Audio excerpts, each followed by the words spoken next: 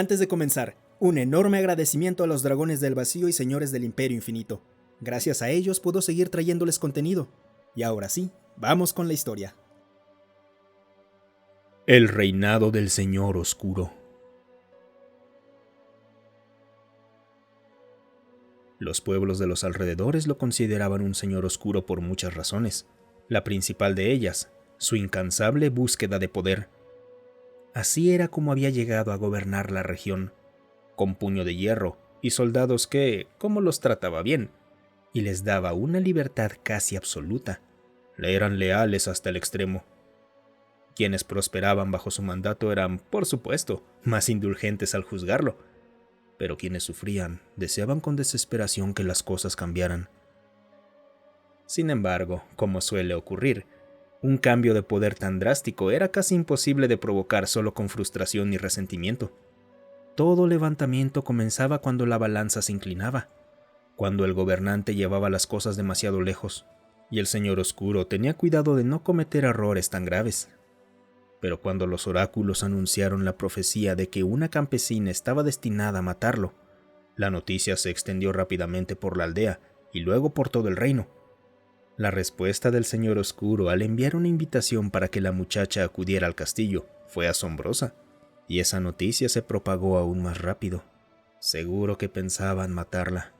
Sin duda, jamás permitiría que viviera lo suficiente para poner fin a su reinado y arrebatarle el poder.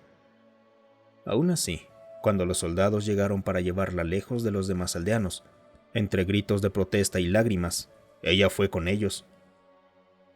Hasta el día anterior, Beatriz no había sido más que una huérfana, invisible casi para todos, sobreviviendo en las calles y alimentándose de sobras, como tantos otros. Pero ahora la gente sí se preocupaba por ella. Aquello le resultaba una sensación inmensamente extraña. Al llegar al castillo, Beatriz se mantuvo decidida a no mostrar miedo mientras el carruaje tirado por caballos la alejaba del pueblo.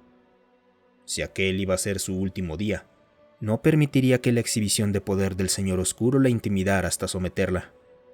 Mantenía la espalda recta, la mirada firme, y caminó con calma junto a los dos guardias hacia el inmenso castillo. Durante las grandes festividades, el castillo celebraba banquetes que permitían el acceso a las clases bajas, una muestra de una vida mejor disfrazada bajo una fachada de generosidad. Aquellos eran los únicos días en que Beatriz había visto el interior de los muros del castillo, y le resultó inquietante escuchar únicamente el eco de pasos esporádicos de trabajadores y soldados en medio de un espeso silencio. Beatriz avanzó, con un guardia a cada lado. Avanzó por los largos corredores y subió una escalera hasta una enorme estancia en el segundo piso, cuyas puertas permanecían abiertas de par en par. El Señor Oscuro, cuyo verdadero nombre era Nicholas Ashton, recordó Beatriz, permanecía de pie en un inmenso escritorio de madera. Vestía ropas de la más alta calidad, túnicas púrpuras adornadas con bordes bordados en hilos de oro. Lucía extremadamente como ella había imaginado. «Pueden dejarnos», dijo Nicholas, haciendo un leve gesto con la cabeza hacia los guardias. Ellos obedecieron, y sus pasos resonaron por el pasillo mientras se alejaban. El hombre sostuvo la mirada de la chica.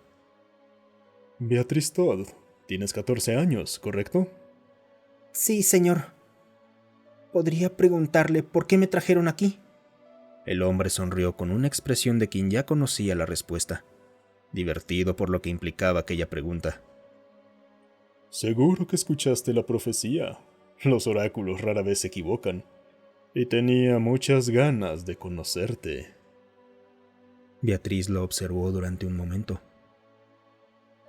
¿Conocerme?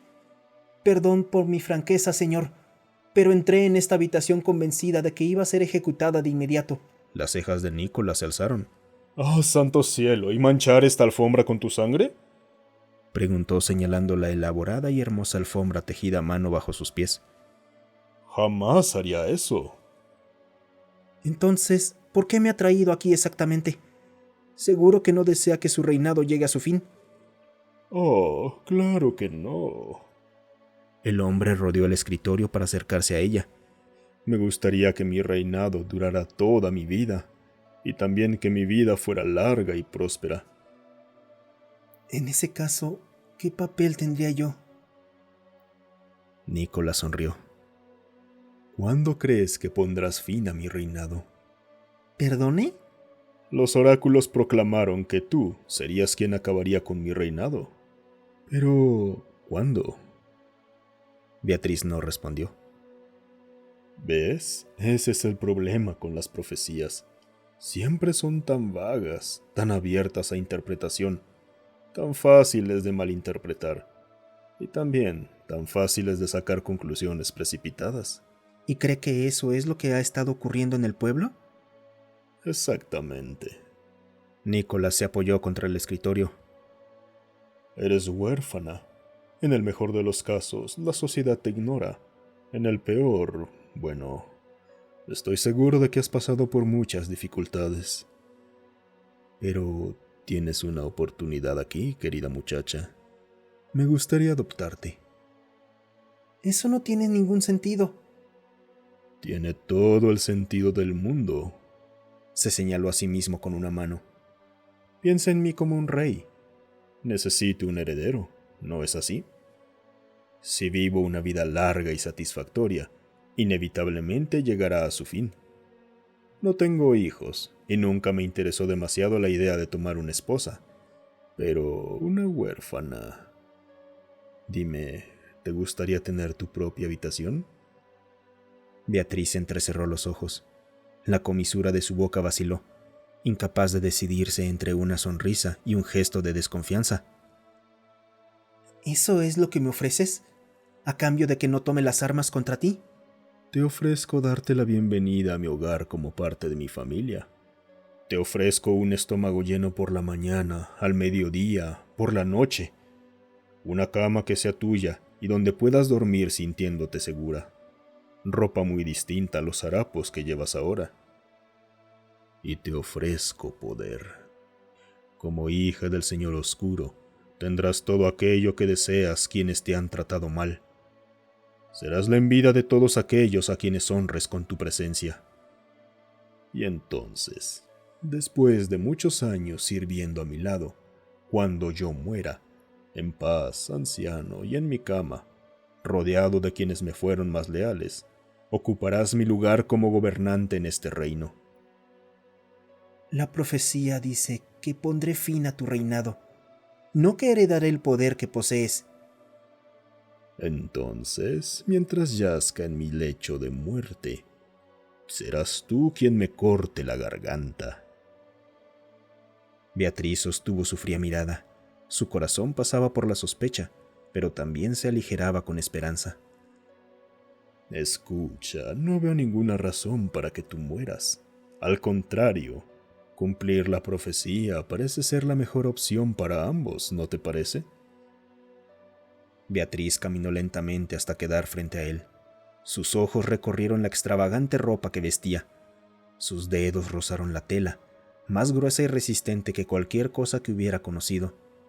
Bajaron hasta sus zapatos. Uno entre muchos pares de idéntica calidad, estaba segura. Luego regresó su vista a sus ojos, de un profundo color café, y a su sonrisa, delgada y astuta, marcada por las ideas que acababa de exponer. ¿Y el equilibrio de poder? ¿Qué pasa con quienes trabajan a mi alrededor y se niegan a dejarme hacer algo más que rebuscar entre sus obras? ¿Y con quienes están por encima de ellos, quienes poseen el verdadero poder, quienes lo apoyan aquí en el castillo y nos apoyarían a nosotros? Todos estarán a tu disposición. Serás libre de impartir justicia exactamente como consideres adecuado. Beatriz asintió despacio. Eso es todo lo que he deseado desde hace muchísimo tiempo. Acto seguido, sacó la larga hoja que ocultaba entre varias capas de harapos y la hundió hacia arriba en el pecho del hombre, atravesándole el corazón. Nicolás la miró con absoluto asombro, incapaz siquiera de reaccionar durante un largo instante de pura confusión. Beatriz arrancó la hoja de su carne. Su mano quedó resbaladiza por la sangre. Tú podrías haberlo tenido todo. ¿Cómo pudiste hacer esto? Tus métodos no son los de un mundo justo. El hombre se desplomó sobre el suelo. con la sangre brotando de la herida y extendiéndose alrededor de su cuerpo, empapando incluso a la alfombra que tanto había apreciado. Y el resentimiento de un pueblo desesperado está muy lejos de ser el estado de las cosas que yo quisiera preservar. Sus párpados temblaron mientras la conciencia comenzaba a abandonarlo.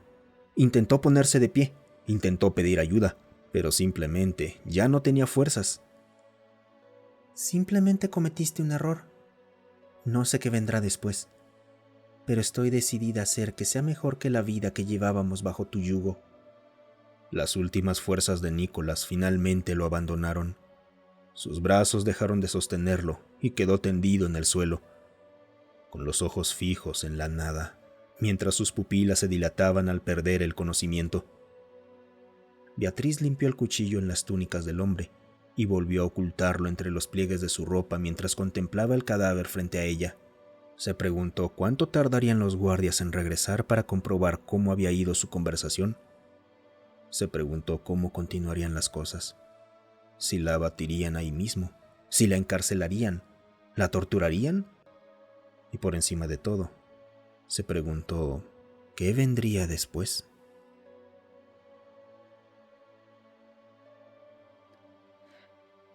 Muchas gracias por escuchar.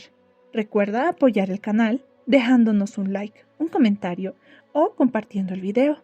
También puedes apoyarnos uniéndote a los miembros del canal. Tenemos contenido exclusivo solo para miembros y acceso anticipado a los videos. Tenemos también un servidor de Discord. Ven y pásate a platicar un rato. El link para unirse está en la descripción.